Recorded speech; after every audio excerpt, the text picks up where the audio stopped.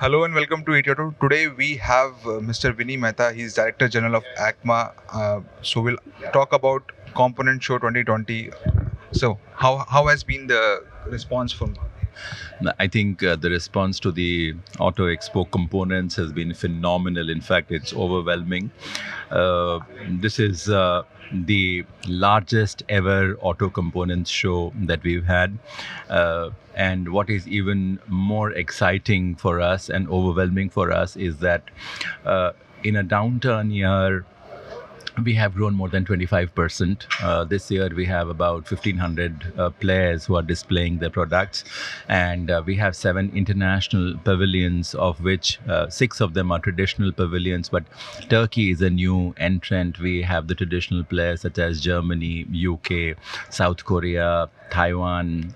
These were the traditional partners that we have had. But this year, we have a new player coming in. And I think the whole show is very resplendent with new technology display. The theme of the show is Technovations, which is, we're saying that, look, come discover technologies for the future.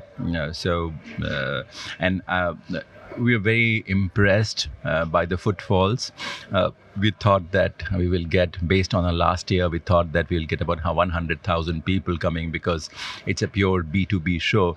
But I think in the last 1.5 days that we've covered, we've already crossed that number. So it's really overwhelming. So you talked about the theme of Component Show 2020. So electric vehicle is also one of the exciting space that is. So what kind of new technologies and components can we see at Component Show 2020? So, okay. So when I say technology focus, this show is happening in the backdrop when the industry is migrating from BS4 to BS6.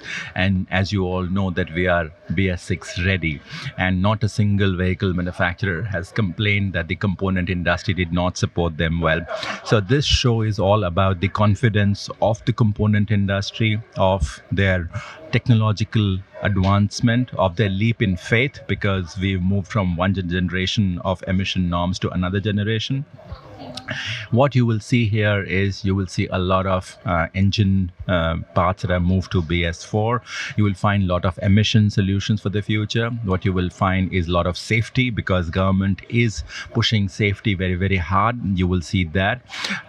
You will see a lot of component manufacturers displaying components for EVs. That's something really special. Also, when you talk about electric mobility, it's just not electric, but you also have to look at the efficiency. You have to look at lightweighting. So there are a lot of lightweighting solutions here. There are a lot of newer materials that can be used in the vehicles for lightweighting purposes. So I think it's a very exciting from a technological point of view. I think the industry is making a point that they are technology ready, they are future ready. As you said, the component industry have successfully delivered the requirements of BS6 for the OEMs. Yes. But do you think, are we ready for the EV disruption coming ahead? And even the government is very aggressive on that side. Well, I would say we are in a way ready for the EV disruption. But again, the whole point is that we need some kind of a roadmap coming in. We're extremely delighted that the FAME 2 scheme of the government of India has been, in a way, a kind of a roadmap. But we now also need a roadmap from the vehicle industry, because a component industry will invest based on the numbers that the vehicle manufacturer gives us. Okay. So what is also very delightful is that in the last few days in the vehicle show, there have been several launches of electric vehicles. And I think this would then, next phase would be probably that we will find companies talking to us for localization, because that's a lesson that we have learned from the ICE vehicles. Should you want to make vehicles, you have to localize, and ACMA's agenda is to push for localization. So I guess it's really a matter of time that we will see that happen in the electric space as well. As we move toward future technologies, R&D becomes an integral part of it. Yes. And government hasn't talked about the R&D with a reduction in the budget also. Yes. But are you talking to the government to certain kind of incentives on that side? Yes. You see, incentivizing R&D has been one of the key recommendations for ACMA for last several budgets. What is also very good that has happened in this budget and is appreciable is that the government has announced 1,000 crore outlay for mid-sized companies for helping them develop exports, for helping them for technology upgradation. So in a way, the government thought process is already begin in that direction.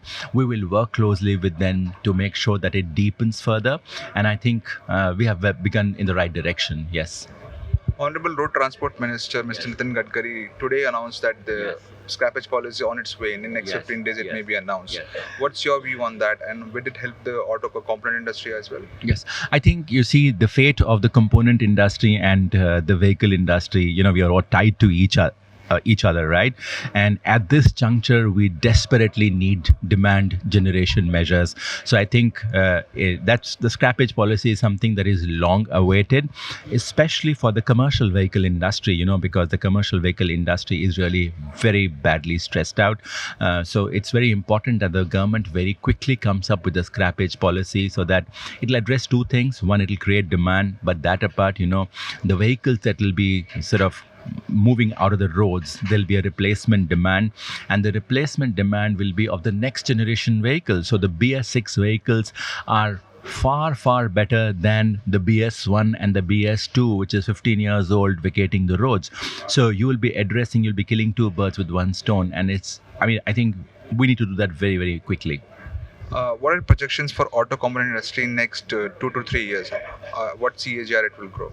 It's very difficult for me to affix a number to it. As I said, we are very dependent on the vehicle industry, and at this juncture, the vehicle industry is sort of maybe finding its feet, because I believe the worst is over us. So we think that the growth will come back in the first half of next year, second half of next year. And I think this year probably will be closing marginally negative. Next year, probably flattish. Yeah. Thank you so much for joining. Thank you.